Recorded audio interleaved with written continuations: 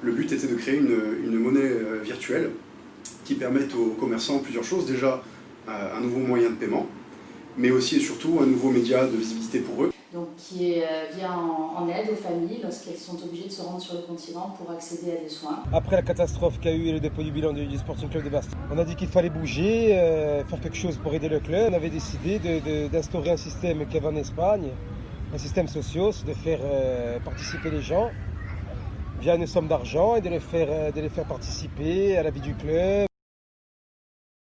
On avait l'ambition d'acheter un appartement. L'essence même du projet est de recentrer l'activité économique vers les commerces locaux. C'était un serpent de mer, ça. On en entend parler à Bastia, un projet socios, comme en Espagne, on entend parler depuis toujours. Moi, depuis que je suis né, j'en entends parler. Mais jamais personne n'avait franchi le pas. Nous avons décidé en 2017 de lancer une opération de collecte participative, de crowdfunding. C'était une première. Il n'y avait pas eu encore de grandes opérations de collecte sur Internet pour des causes caritatives. Et puis la barre était assez haut. Dans les premières réunions, le système social, c'est qui disait qu'il faut faire 150 euros, 200 euros. Que vous travaillez à la mairie au plus bas, tout ça, c'était 50 euros. Vous allez avoir la même voix au club. Face à la crise sanitaire, un impératif espèce d'injonction d'intervenir au niveau de la fondation s'est vraiment posé pour nous, c'est-à-dire qu'il y avait tellement de besoins, on avait des retours notamment de certains médecins qui me disaient l'hôpital d'Ajaccio a énormément de besoins, il faut agir en toute urgence.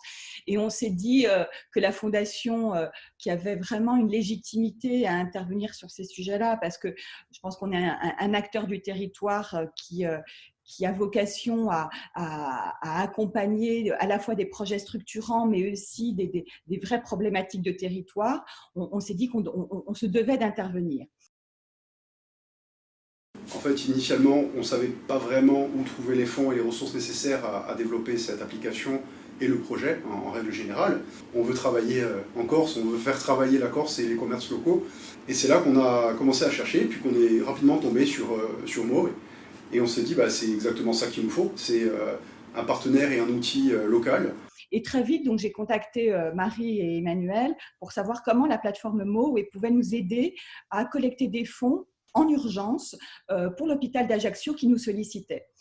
Alors, lorsqu'on a eu l'idée de faire une collecte pour acheter un appartement, on a un petit peu recherché ce qui se faisait et il y avait beaucoup d'opérateurs qui existaient sur le continent, mais on a appris qu'une structure s'était créée en Corse, donc Mo.Corsica.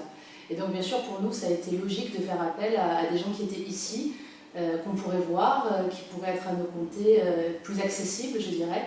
Donc, et puis, par principe, nous, on essaye toujours de travailler avec des gens qui sont en Corse. C'est le bouche à oreille, au départ, on ne savait pas où taper de tête. Bon, il y avait des plateformes sur le continent, tout ça, et le bouche à oreille, c'est toujours comme ici en Corse. Le cousin, c'était la cousine d'un cousin, d'un ami. Je vous dis, en un coup de téléphone, en une réunion, en 2 jours, c'était réglé, quoi. On a adhéré, quoi. La première, ça permet de lever des fonds, certes, mais ça permet surtout de voir l'engouement de la population et du public. On a été très stressés pendant tout le long de la campagne, on n'était pas sûr d'y arriver, c'était quand même un gros challenge. Le projet plaisait vraiment bien, puisque les 15 000 euros qu'on avait estimés initialement, on les a levés en moins de 20 heures et on a pu atteindre un objectif de 80 000 euros en un mois du coup. C'est surtout l'engagement immense et spontané en fait de centaines de donateurs qui chacun, et pour certains beaucoup, mettaient des petits mots d'encouragement, de soutien au personnel soignant. Et alors au départ on visait un studio et puis on a eu plus d'argent que ce qui était prévu grâce à la générosité des Corses. Donc finalement on a acheté un T2 à Marseille. Quelques années après, ce qu'on peut dire c'est que on avait récolté en 30 jours plus de 128 000 euros. On a fait exactement presque 5500 personnes, 5495, et on a récolté quand même 292 000 euros. Je pense que le record est même en France. Il y a eu des clubs comme Marseille, des clubs comme Nantes qui n'ont pas réussi à faire, ils n'ont même pas fait la moitié.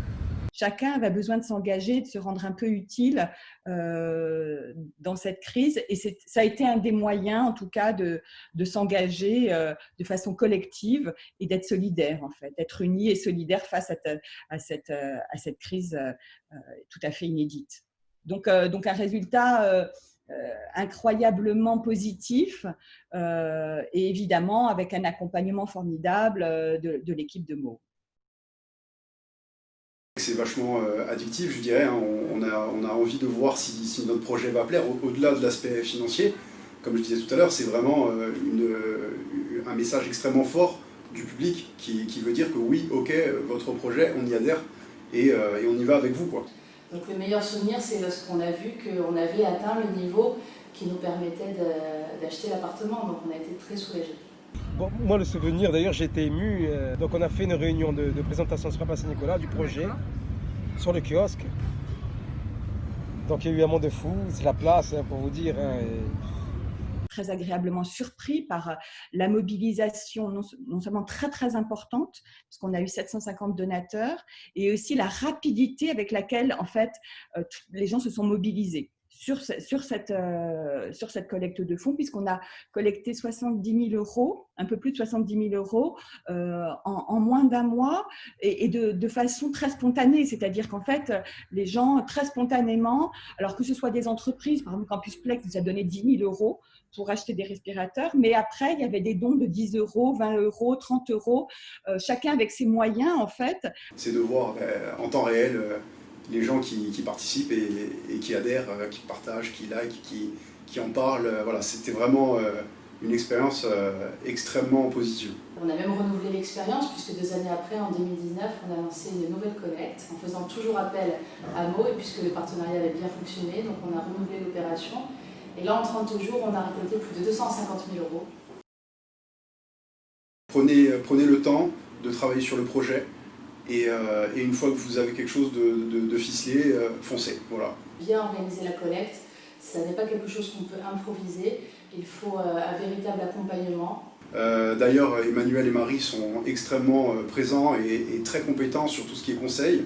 Il faut être très concret en fait dans l'action qu'on veut mener, bien expliquer en fait à quoi va servir ces fonds. Quand on fait les choses avec le cœur, il faut y croire déjà au projet, parce que c'est un projet fou. Hein.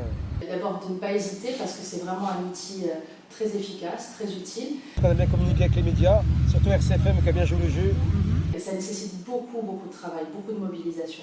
Ça n'est pas quelque chose de facile à organiser, mais en tout cas ça vaut le coup, et j'invite vraiment tous ceux qui sont tentés par cette expérience à le faire parce que ça fonctionne, c'est vraiment extraordinaire.